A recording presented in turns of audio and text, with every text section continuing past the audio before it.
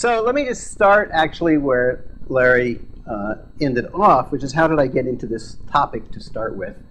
And really the starting point for me was this course. This is actually the notice from a couple years ago called Designing Liberation Technologies, which I teach jointly with Josh Cohen and some other people from outside Stanford. And it was done as a way to pull together two different sets of things that I was involved in. One is the liberation technologies, the whole question of how can technology be applied to help with development, democracy, and the rule of law, as CDRL says. And the other is the D.school, which was looking at ways to take design thinking and apply them in all sorts of places, but one place was this.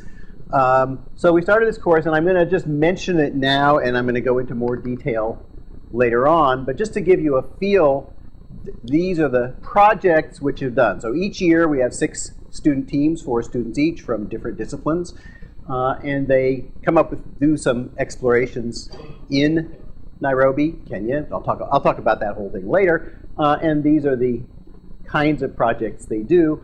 A couple points. The yellow ones are ones I'm going to actually talk about that are still ongoing. So from the first year, we still have this MMAGI project. We start them off with the idea of could simple digital technologies like cell phones help in doing development, health. As you can see, a lot of health-related projects and so on. Turns out a significant number of the projects give up on the cell phones and say, well, we came up with ideas for what to do, but the phone isn't the critical part of it, and that's fine. Okay, it's need-driven, not technology-driven. I'm not going to read these. This is the second year. Nishauri, Risa, who's over there, is part of that project. And projects, some economic projects, negotiating for purchases, health projects, hotlines, and so on. This is the third year. Salama documents, I don't see. So other projects, I'll talk about a couple of these a little more. But the point is that they are based on looking at issues that are meaningful, that are important in the lives of the people that we're looking at, that we're working with, and coming up with design ideas.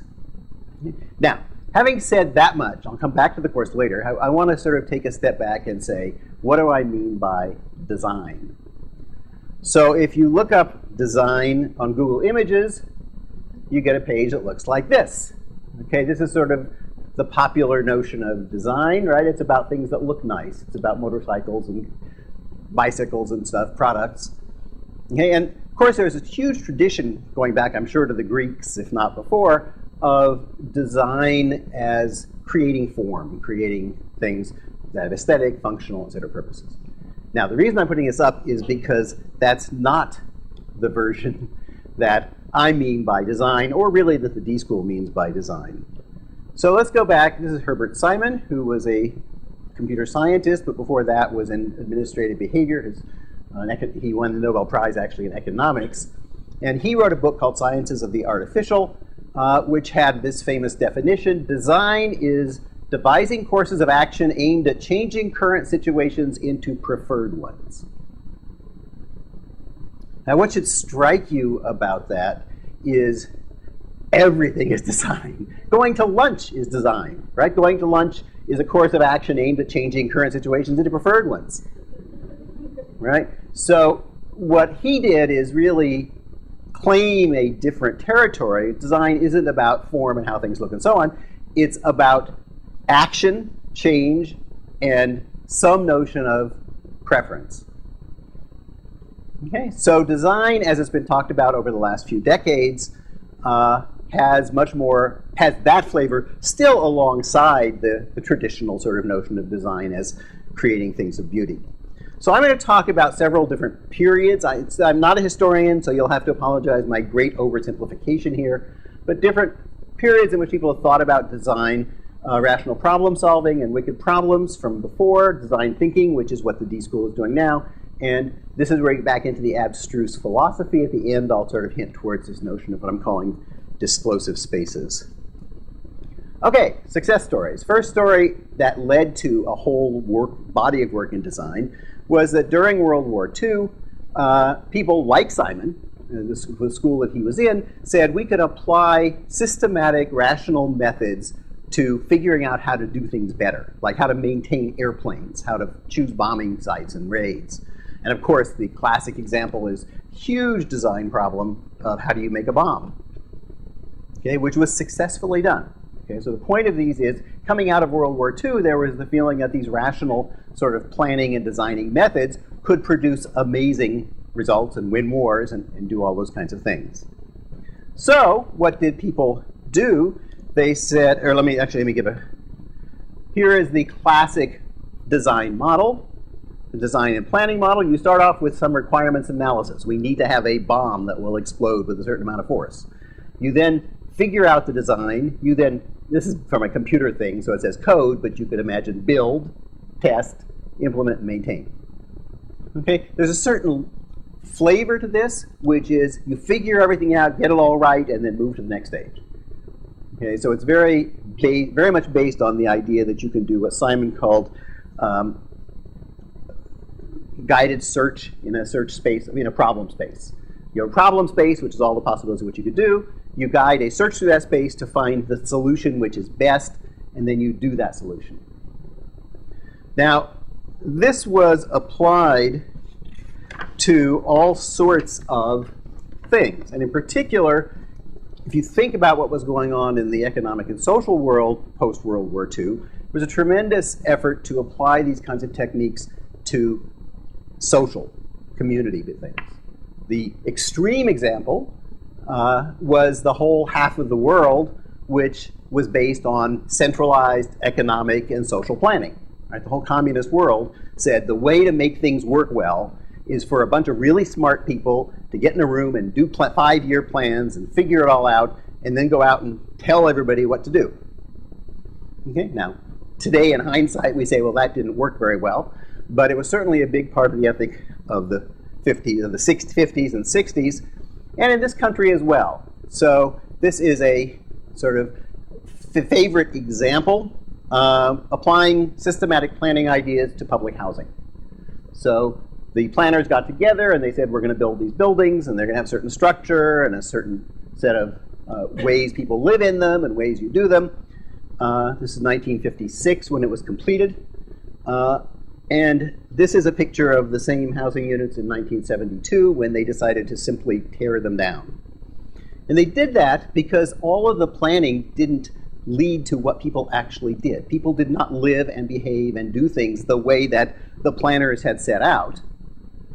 And they became full of crime, they became full of vacancies, the windows were all broken. It was a complete mess. It was really sort of what led to, in some sense, the disillusionment with things, with public housing in this country. Because the careful, rational planning didn't deal with what really mattered to the people who were living there. So in response to that, there was a movement. There's a fellow named Horst Rittel who's best known for this, but it's actually Rittel and Weber at Berkeley and a guy named Churchman, C.W.S. Churchman. There's a movement of people who said, wait a minute. All right? Now that these relatively easy problems have been dealt with, we've been putting our attention to matters that are much more stubborn. That's the word he used. And no, I want to just make one obvious, not so obvious, but one important point here. It's not just a matter of complexity. Okay? So the moonshot is an example of something that was hugely complex, took tremendous amounts of planning, took tremendous amounts of work in exactly the classical model that I'm talking against now, but it worked because it wasn't what Rittel and people working with him called a wicked problem. So I just this Saturday participated in a symposium at Berkeley.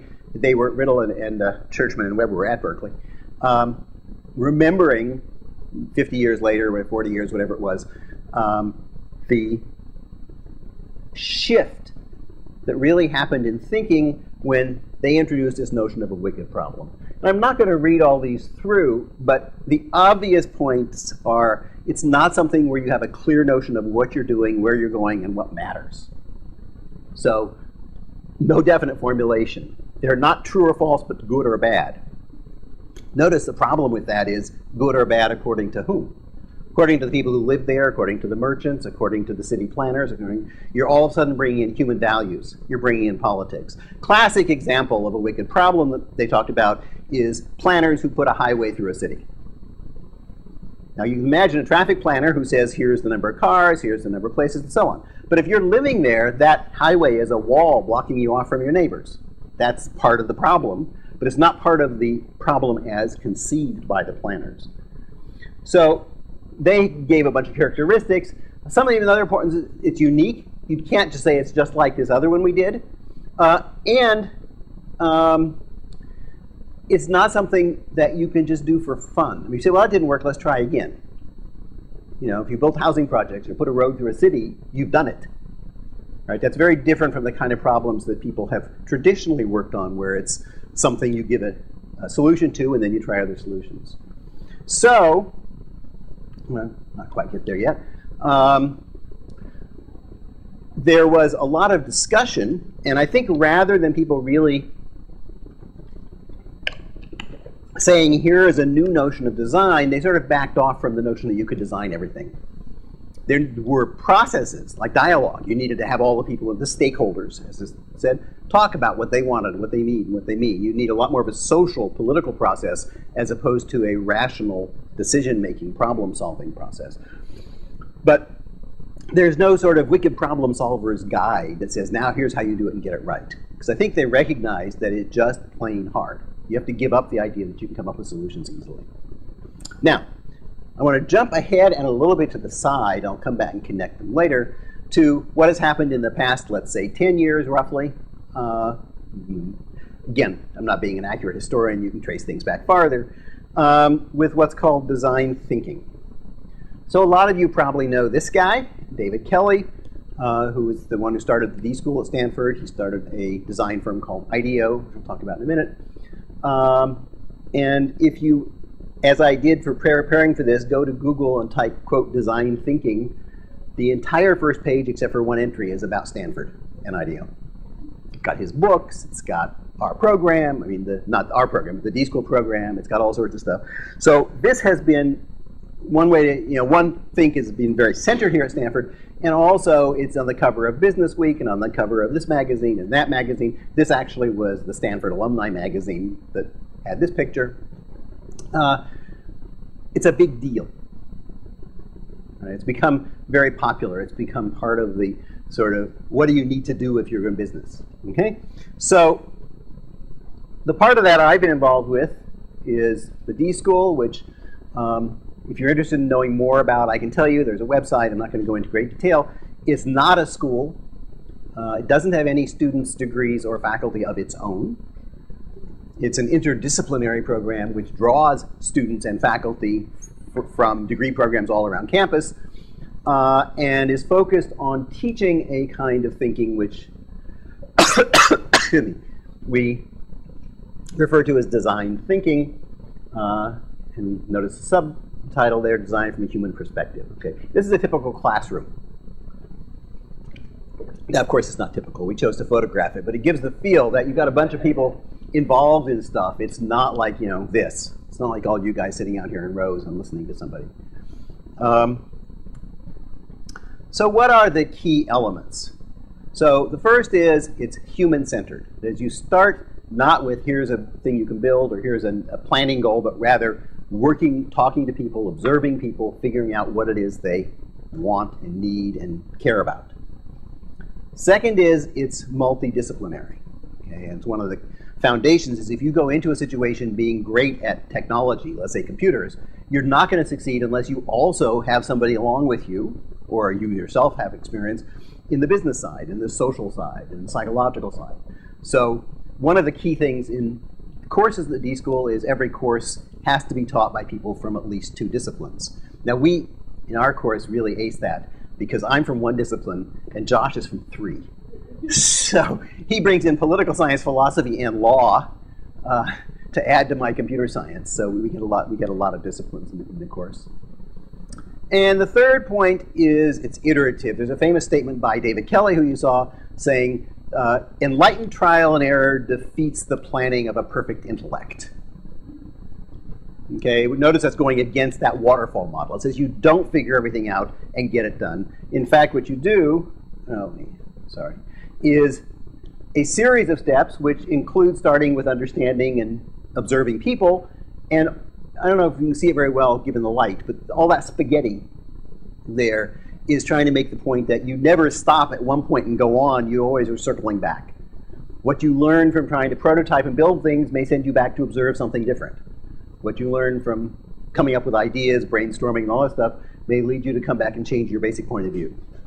All right, so this is one of the sort of canonical slides that's used in the design thinking training that we do at the D.school. And the basic principle is that it's something people can learn and practice. It's not that some people are talented designers and will do well and others simply aren't, but that it's the kind of thing, if you do it, and if you try it out and see what happens, you're going to get better, and that everybody has the ability to learn. So the nature of the course is really multiple attempts to try out this process, try out this kind of thinking. IDEO, which is the firm Kelly started, or with other people, but he was one of the founders, has built thousands, literally, of products, including ones that you're familiar with in the commercial world. This is just from one of their pages. Everything from machines to bicycles to, notice down here, like experience design of a children's hospital. Okay, that's a very different thing from a gadget, but nevertheless follows the same design principle, which is you do human-centered observation, you understand what people care about and their need. You then go through a creative process, and this is the part that gets all the buzz, right? Things like brainstorming and walls full of Post-its and that kind of stuff. And then you build and test and build and test. It's been very successful. I think the obvious point to make here, as I did with that initial one about the bomb, is that for different kind of problems, different design methods really work. And for coming up with products in this kind of a setting, Silicon Valley has jumped on this design method and it works. A lot of money made, a lot of products made. Now, going back to what we did in that context. So I think it's important, and one of the things that you always realize that what you're doing isn't just because you think it's a good idea, but you're part of a historical flow. You're part of a mood. You're part of a context that's going on. And we, like it or not, are part of the Silicon Valley mood and historical context. Right? That's where we are and who we're talking to and what we're doing. So in that context, we said, what do we do that makes a difference in the world? It has social value that students can do. Projects that are not just here's another gadget to sell, but there's some way to apply it to people's lives, improvement of their lives. So we started this course. It was not the first such course. So this is a predecessor course that has been going on now for probably 10 or 11 years, something like that. It's quite a while. Developed initially by Jim Patel at the business school, called Entrepreneurial Design for Extreme Affordability. And just to add to Larry's advertisement at the beginning, this is also being given again this year. And if you're interested, you should find out about it. It starts in winter. Ours is spring, but this one is a 2-quarter course, starts in winter. And they've gone out and done projects not using technology like computers, but really basic technologies like that's a treadle pump for pumping water for irrigation. They've done dozens and dozens of projects over these years in many countries. So the basic idea which we were picking up on and adapting to our course was that you could get small interdisciplinary student teams to tackle problems of coming up with new ideas that worked in settings that were very different from Silicon Valley settings, right, that were in poorer countries. So we ended up in Kenya, which is over on the east side of Africa. And it's almost coincidence that that happens to be the country we ended up in. And I'll talk about how that happened. But it's clear that Kenya has opportunities for development. Right? It's not France or the United States or Sweden. And not that we don't have opportunities for development here, and that's another question. But they're sort of on the surface.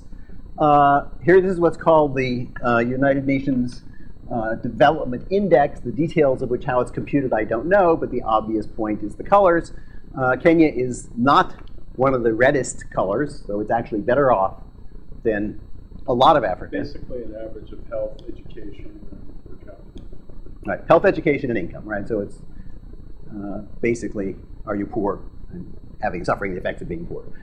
And so it was a challenge.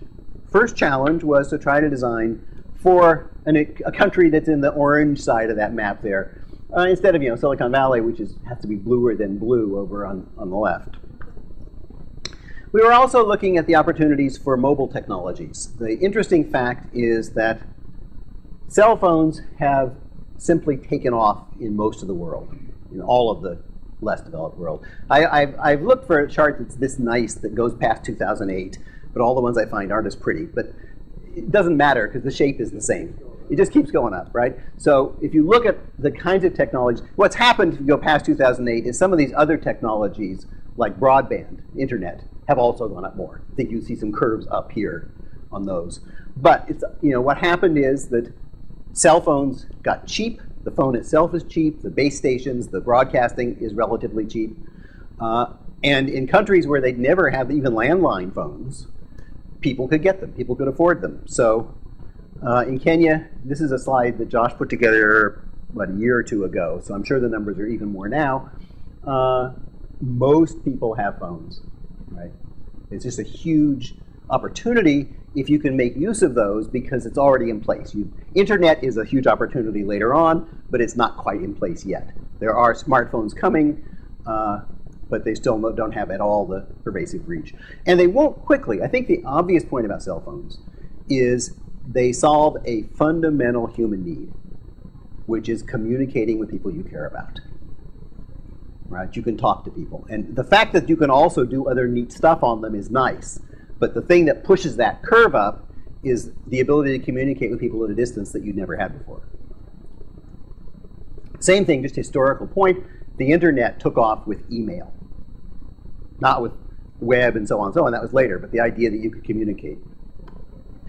The other interesting thing is that Kenya has in their own development path.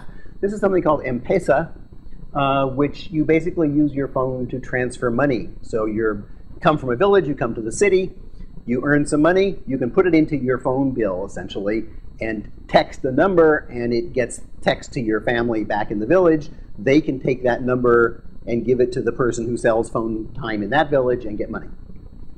So it's a very simple means of doing money transfer. So people are used to the idea that mobile phones are not just for talking. They're talking, but you also can do more. So we started these projects out with the idea that you could use cell phones to do interesting things. That was pretty much as concrete as it was. We ended up working in a place called Kibera, and it's a mixed blessing. It is what's called an informal settlement, or colloquially, of course, a slum, in Nairobi, or right on the edge of Nairobi. And a lot of people move there when they first come to the city. Okay, it's the urbanization point. They live in basically tin shacks that they can pull together. It is not officially part of the city, which means the government doesn't provide services. So it's extremely underserved, to use that word, even in comparison to other things in Kenya, which have official government status and services. Tremendous number, as one person said, I've now forgotten which of our colleagues there, in Kibera there are more NGOs than toilets. Right. So the one problem, the good and the bad is there's a huge number of organizations that have taken this opportunity to use it as a kind of pilot for doing various kinds of programs. That provides a context, it provides an acceptance, it also means that they've already seen almost everything from somebody. We got there because we started looking at where we might do projects and ended up connecting with Nokia, the phone company, not surprisingly, given what we're doing. And they have a research lab in Nairobi, which is very interesting. I should have put up a slide for that, but I didn't have one. Research lab, which is not a phone technology lab, it's a social science lab. So all 40 or 50 people there are anthropologists, social science. The guy who runs it, Jussi Impio, is his name, is a Finn, as you would expect, where the company is, who is an anthropologist who did his dissertation on reindeer herders. which I always like as a background for doing this. And their view is if you can really understand how people are using things and what they need and what they're doing, that will ultimately be good for the company to know what to build and how to build it and so on. So that's important research. Notice that's in that design thinking frame, right? It's saying that observe and understand part is a key part before you get around to building anything. And he said, basically, don't try this on your own. I mean, it doesn't make any sense for some smart Stanford people to jump into the situation and say, what can we do? Find partners. And in particular, he found us this group of partners at the University of Nairobi in computer science, our colleagues Dan and Peter and Sam, and this is actually one of our TAs, Lucky. And so given that we talked to him, he was in Nairobi and said they would help. He knew these really great people at the University of Nairobi. We said, okay, we're doing Nairobi. And that's how our course ended up there. We also ended up finding partners who have small local NGOs. So not going in with the Clinton Foundation or some big international NGO. Umande Trust does sanitation and water and things like that. It's Josiah, who's the head of it over there. And they had been doing things for years. Actually, that top left picture is Sunny, who's one of our students, who I'll talk about in a minute, along with one of theirs. A place called the MISA, the Matara Youth Sports Association. Really interesting organization. David Tiru, who's the guy in the lower right there, or left, depending on which side you're looking from, is the director of that. And they started out as a youth soccer club. They have 25,000, I think is the number, of youths, from kids up to mid-20s, probably high 20s, playing soccer in leagues where in order to win the league, you not only play soccer well, but you have to do community service, you have to do projects, you have to get involved. So it's using people's interest in sports to bring them into a community organizing, in the pure sense of community organizing that hopefully what Barack Obama was doing back in Chicago. So how does the course work? We send some students to interact with our partners there and with the people in Kibera and other. Matara is actually another informal settlement separate from Kibera. And then we create interdisciplinary teams. Not all the students get a chance to go over there and do the initial work, so we only have funding to support a few, but at least one person in every team has been there. And then they go through the design thinking process that I was talking about. That is, they do more observations, interviews with the help of our partners. They come up with brilliant ideas. Then they realize they aren't so brilliant. They come up with some new ideas. They prototype what some solutions might be like. We would hopefully test them, although given that we are on a quarter system here, this whole thing happens in 10 weeks roughly. So it's pretty hard to do meaningful testing. We try to get as much as we can. And then at the end of the course, the partners from the organizations there come over here to review the projects and decide which ones have enough promise that they would want to carry them forward. And I said that in sort of the right way, which is they would want to carry them forward, right? Because typically out of a 4-student team, 1 or 2 actually has the potential to keep working on them some. 2 of the others have gotten jobs at Google or McKinsey or whatever it is and are not going to have time. So it's not going to happen unless there's a real collaboration between student or students here who care and people there who think it's important enough to be part of their work in their organization. So that's the criteria. We have 4 course projects which are still active in some sense, and the last one is active in a funny way, which I'll talk about later. So Imaji, which is finding clean water, I'm going to talk about that in some detail. And Sunny, who you saw the picture of up there, it's a political science student here who's doing that. Nishauri, which is using texting for AIDS and sexual health counseling, which Risa, I got it wrong on the slide. Sorry, I was typing fast. I looked at that, I said, what? Risa and Eric have been active. There are other students who were on the original teams, but these are the people who've really been continuing forward. Something called Salama Documents, which is helping people keep documents safe by making copies that they can easily access digitally. Tanya and Patrick and Matthew are still involved actively in that. Those two, the Nishari and the documents, I'm not going to talk about a lot. I'm glad to answer questions, but I'm going to use the others to sort of highlight the points. And MAKMENDE I will talk about. So, MMAGI, here's the original full team, including, as you notice, the students from the University of Nairobi, as well as the students here.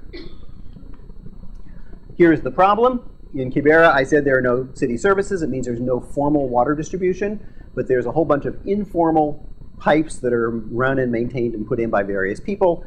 And there are places like this where you can come and fill your buckets from their tap and pay them.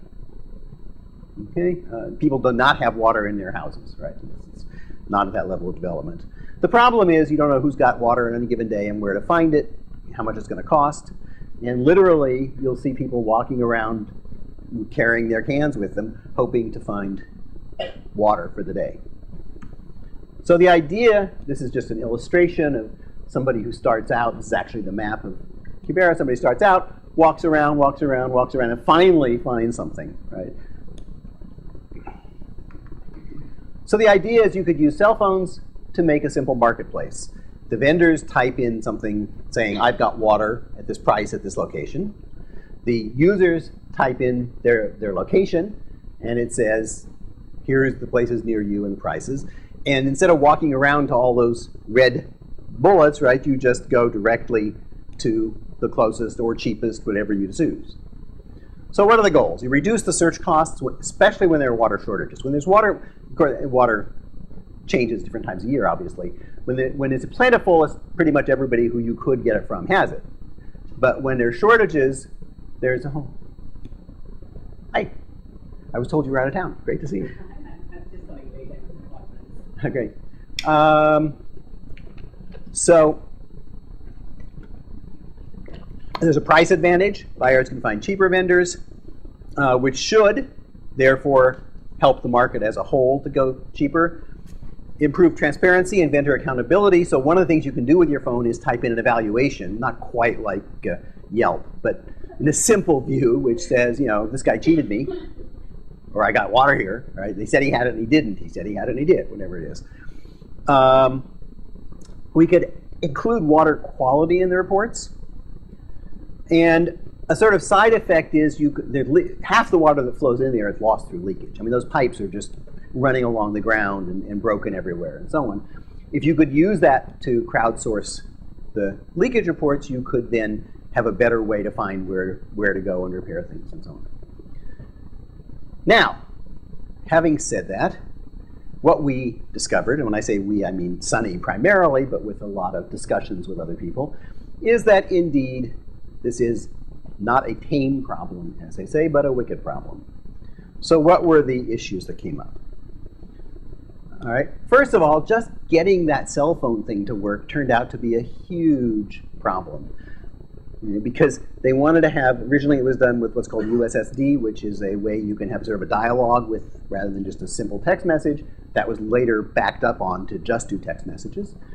Any of you who've dealt with wireless carriers from the technology point of view know that it's a mess. And I don't know if it's more of a mess in Kenya than it is in the US, but it's not substantially better, right? So this is part of just what you might think of as the friction. I mean, you design something and you say, here's how it works. It's great. You type this on your phone and they type this back. And then you get there and you start talking to the people who actually have the power to put that into the phone system, and it doesn't work that way.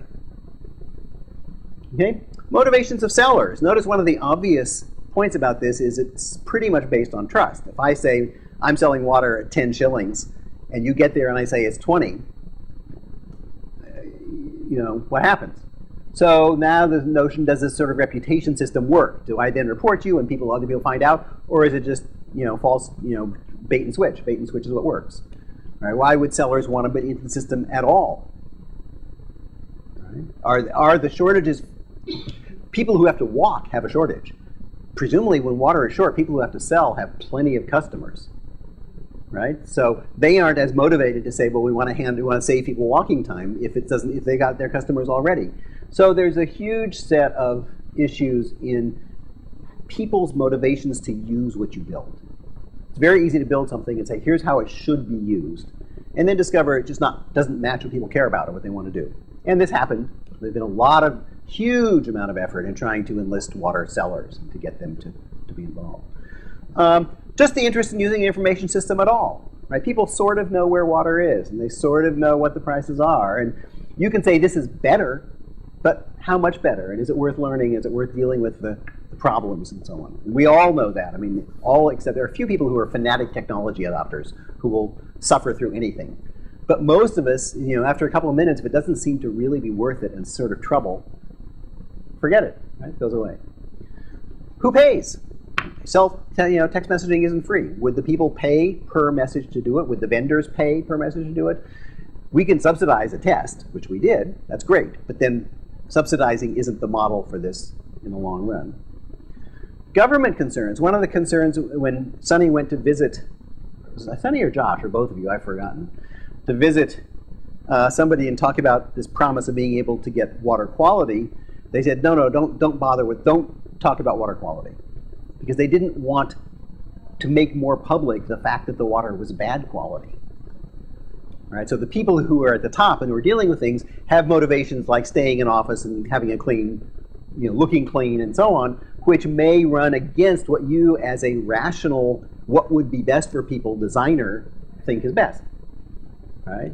So we get back into this other aspect of wicked problems, right? What's best is a value system. And what's a value system is different for different stakeholders. And which stakeholders have power over the situation is different. Okay? The other obvious point is it does not deal at all with fundamental supply problems. It doesn't bring more water in.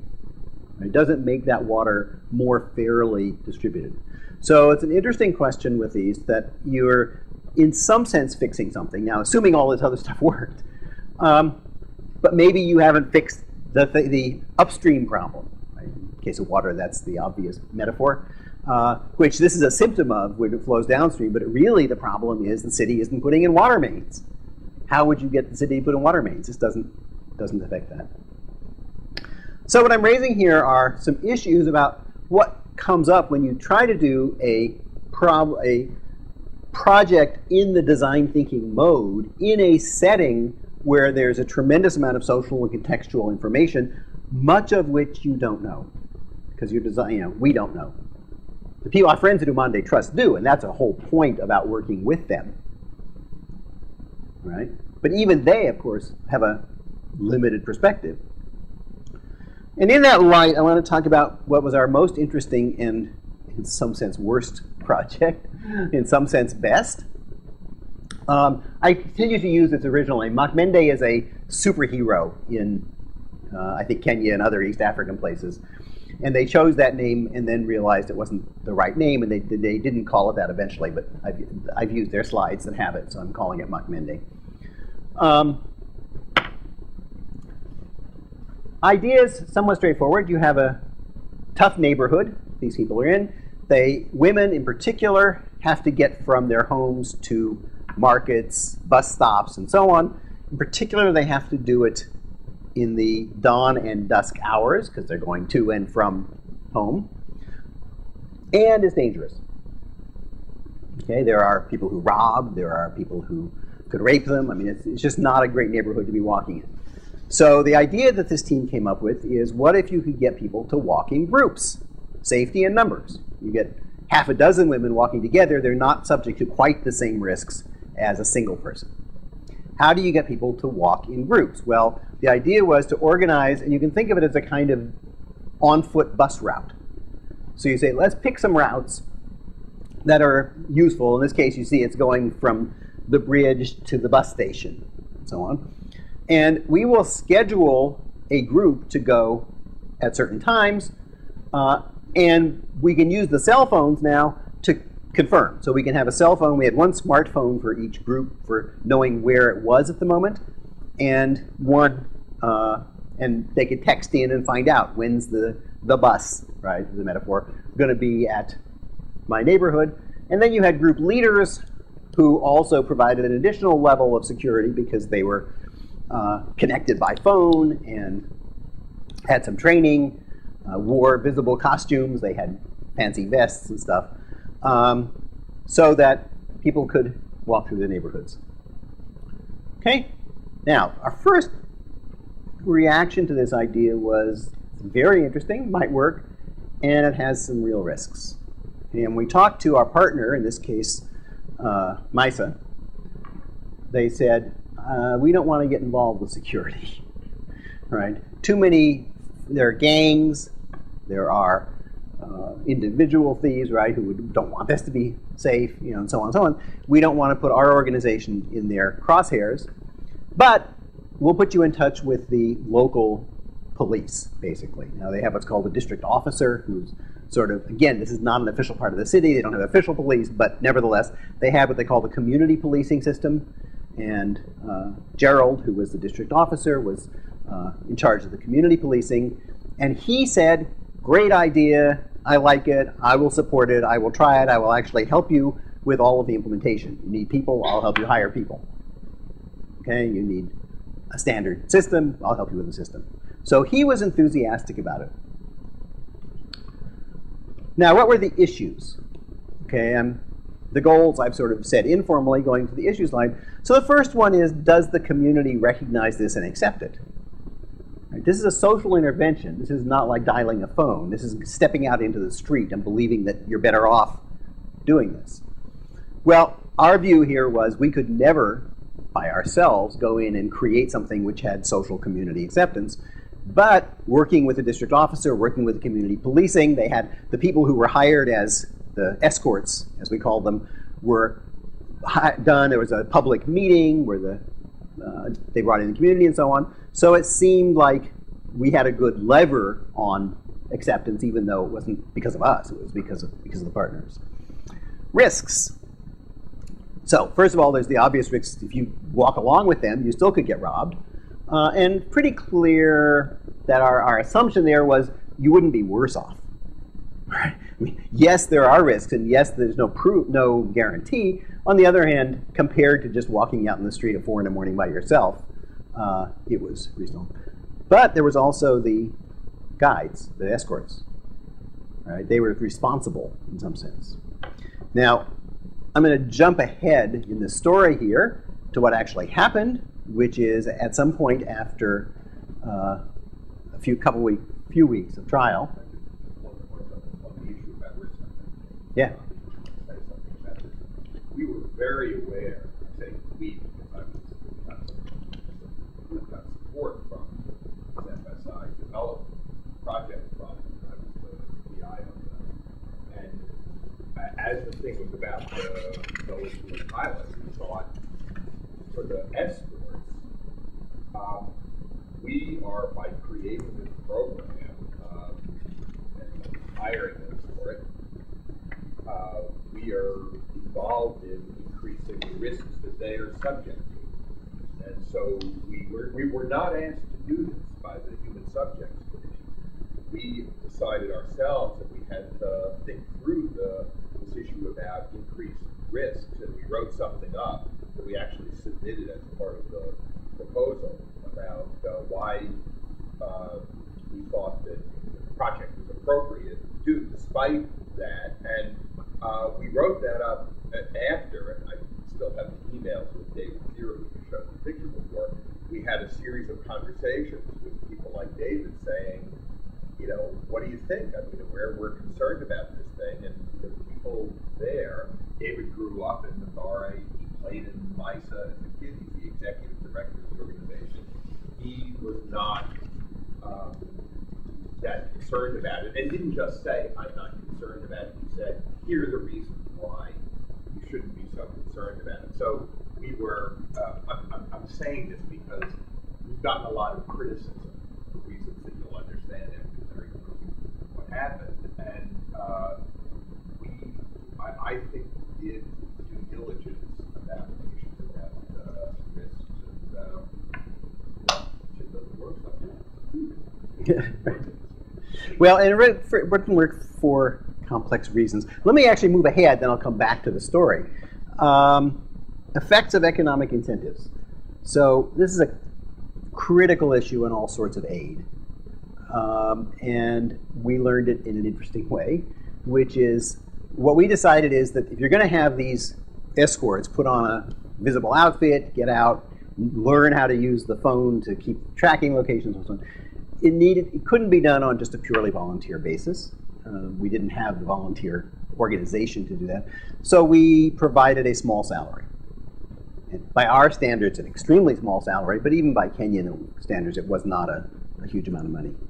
I will read you, this is from the paper that the students and Joe Fish K, who's one of the faculty, and we wrote. They were describing, this is after the students went back to evaluate. The district officer indicated to us on several occasions that the salaries were generating significant jealousies within the community. People viewed the money as a much valued windfall and wondered why they were not considered for escort positions. The district officer informed us that rumors began flying that he was favoring one particular ethnic group over others, something we have insufficient information to confirm or deny, that he only nominated people from his circle for the jobs. This is true, for reasons we'll discuss below, and that he also must have been skimming off the top. Okay, this is the third world. And a lot of these things happen in the first world, in the US as well. But what you realize is it's a setting where all sorts of issues, like ethnic issues, tribal issues, play a big role in how people perceive what's going on. That even a small amount of money in a poor economy is a big deal that people get upset about and they worry about. That, in fact, you can assume that anybody in government is skimming off the top. Right? That's just the way the system works.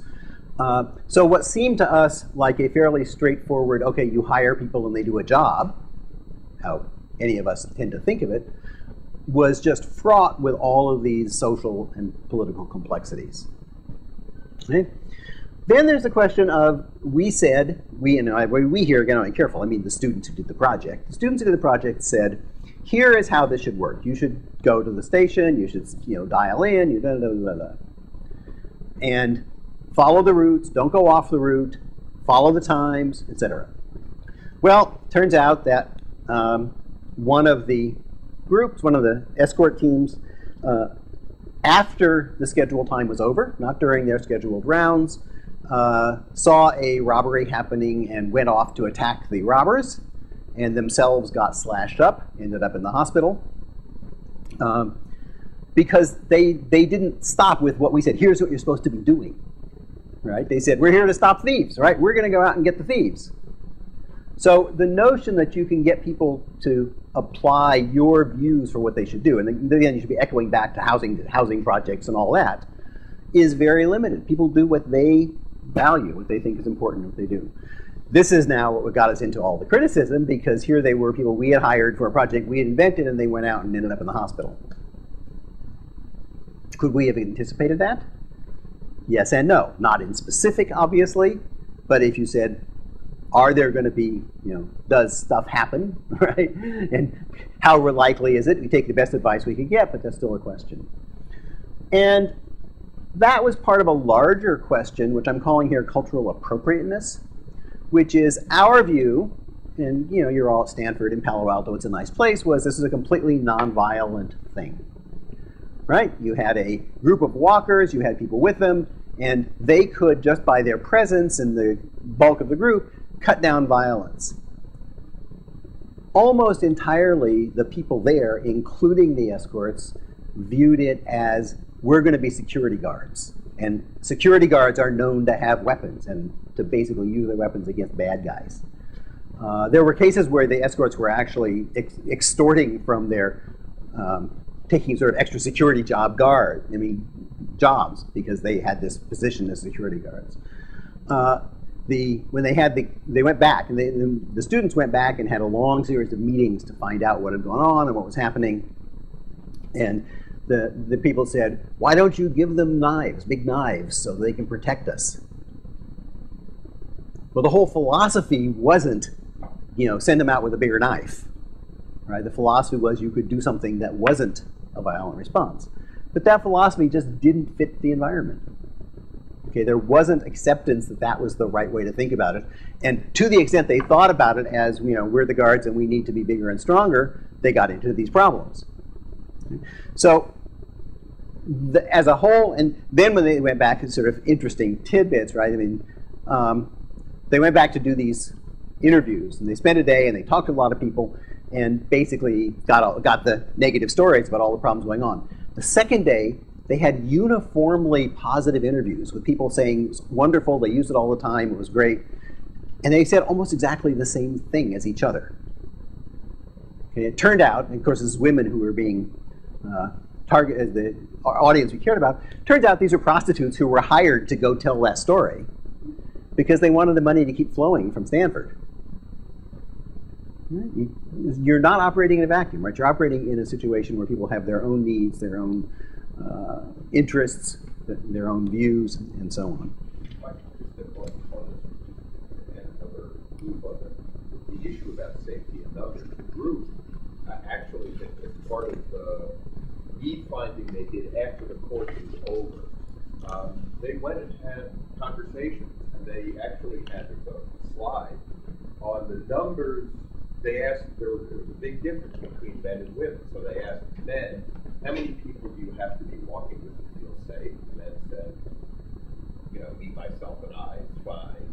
And the women said, the 6 to 10, or something like that. So the idea that there was safety in numbers was actually something that was a kind of insight that came out of the need finding. It was not a... Right. And who was the district officer and the people he engaged to make it happen? Men. Right? So even within a community, right, the women may have one set of views and the men who are running things have a different. And the obvious sort of meta point is it's really hard to know these things in advance. It's really hard, especially if you're not part of the situation, even if you're talking to people who are part of the situation. Now, why was that the best project that's been done in the course? Okay, this is a puzzle for you to think about. The reason goes back to what we always say at the very beginning of the course, which is this is a course about learning to do design. And we hope that you'll be able to build things that are useful for people. But the real output of the course, the real goal is learning. It's about students being able to try something, see what happens, and learn from the experience. The group of students who did this project learned more than any other group that we've had. Right? So you could say, well, it's all sorts of problems, right? It was really a mess. And you can say that is exactly why it was a great learning experience, which raises the problem for these kinds of projects of who benefits and who incurs the costs. There's an article we have the students read, actually a speech given back in the 60s by Ivan Illich, the title of which is "To Hell with Good Intentions." And he was addressing a group of students about to go off and do volunteer projects in Mexico. He said, among other things, if after this talk you still go, you haven't listened to me. Okay? And what he basically says is you get people with good intentions, they want to fix the world, they want to do good things. They go off and interact with people in settings like the setting we were in, like the Mexican villages that these people were going to. And in the end, they benefit. They, the people who go. Right? They get great learning, they get knowledge, they get things on their resume, right? All sorts of things that are good from that point of view. The question is that at the expense of, rather than also in help of the people they're with? And he was arguing for these projects in particular that he was talking about that basically the people they were going to supposedly help were not getting anything out of it. They're putting in a lot of time, a lot of effort, a lot of resources for the benefit of the students who are going. Now that, it's an interesting question because it's not bad for students to get experience. It's not bad for that. Are you exploiting or are you also helping? And I think that whole question of who gets the benefit and who then incurs the cost, like the guys who got slashed up, right, or the people in the village, is a fundamental issue, which is a wicked problem, right? There's no answer which says, here's how you decide. Our main philosophy, if you said we had a main philosophy, is we have to go with what our local NGO partners believe. If they believe the benefits outweigh the costs, we're not going to tell them no. But we still have to realize that the benefits are second, they're getting benefit from having an association with Stanford. Right? So maybe the benefits from the project aren't what they care about, is that they can put Stanford on their fundraising appeal. right? So again, it's a complex situation. Okay, so I'm going to my fourth design phase here, and everything I've said is challenging enough. Right? Trying to do projects from a design thinking perspective in contexts like Kenya is full of problems, full of questions, full of things you need to think about hard. What about worse problems? So I mentioned wicked problems. There was a paper written about what is called super wicked problems, and there's a variety of names for this. I'm going to call them monstrosities. So my friend Fernando Flores, who I'm writing with, calls them monstrosities. Time is running out, so not only are they hard to solve, not only are they social and political, and there's no simple answers, and everybody has a different standpoint, and so on, but there's no central authority who's in charge of making it happen. People who are trying to solve the problem are often those who are causing it, and there's the future versus the present. So what are some examples you're all familiar with? Global climate change. It's our biggest monstrosity in today, which we look at, but also just things like peace and democracy in the Middle East. That is not a problem. Notice that if you say, okay, this is the problem and this is a solution, you're simplifying it tremendously. It isn't a problem for which there is a solution. It's a network. It's a set of things that all interfere and interact with each other, and whatever you do is going to interfere and interact with more of them. Do you support one group or the other in Syria, right? An example of a wicked issue. Income inequality and poverty in general. Okay, the, quote, solving poverty is just a misnomer. Right? And then we're interested, I'm actually, as mentioned Fernando Flores, we're doing some writing and looking at what does it all have to do with how we live in an internet-connected world in terms of our personal space. I just wanted to make a point here. Somebody who's written about this, a lot of you know Evgeny Morozov, who was a fellow here for a couple of years, now at Harvard. And he wrote a book called To Save Everything, Click Here. You can't read the little button there, but it says here. And he's basically being critical of the idea that you can take these kinds of monstrosities, as well as other problems, and simply say, I'm going to go do a hackathon, come up with some really smart ideas, and then we'll go out and solve it. Right? That's he calls solutionism. Right? You have to get away from the notion that you're going to be smart and therefore come up with a solution. Now notice that in some sense runs counter to the whole d.school creative confidence view. And I think what happened in moving to this view that is exemplified by the d.school is that we've lost some of the insights that came from the wicked problems discussion. Okay, we kept some of them. It's multidisciplinary, multiple factors. I mean, it's not completely separate. But in some sense, it's part of the larger picture. And this is something for those of you who are sociologists or other social scientists to say more about than I can. We are in an era when there's a tendency to view sort of everything as markets and products. Right? The solution, quote, is to come up with a new product and then see whether the market adopts it. And that's not just for things that make money, like iPhones, but it's, I was having a talk with somebody who's doing youth programs. And he was talking about products, and I couldn't figure out how he meant. Each different youth program was a product that he was thinking of offering to the market, which is the kids he was trying to attract. Right? And he was just doing that unconsciously. It wasn't that he wasn't trying to make money. He was a nonprofit organization, right? It wasn't in that world. But we tend to think, okay, you come up with an idea, you put it out there, and it gets bought, and I'm using bought here now in a generic sense, right? Adopted, or it doesn't. If it doesn't, you come up with the next one. Somebody else comes up with the next one, you compete. And I think I think there's some really deep issues in how our whole social structure has been affected by that implicit view that so many people have. So I won't argue all the problems in Washington are due to that, but it certainly interacts with it. So how do we prepare our students for, I'm being flip here and calling it 21st century design, if the rest was 20th century, but to go beyond the sort of design thinking a la David Kelly in the d.school to think about these larger problems. Now, I wish I had the answer. I would tell you all and we'd set up a school. It's really something I'm beginning questioning on and working with Flores, as I mentioned, to write about. But one important thing, I think, is, I said here, understanding historical moment and mood. It's very easy in design to think of just, here I am and here's the problem, what do I do? And not to situate yourself and say, what is the overall, I mean, like the example I just gave about markets and products is not about a particular design, but it's a context in which you then think about what you're doing when you do design. And I think to be self-critical that in our education of students in design thinking, this has gotten very shortcut.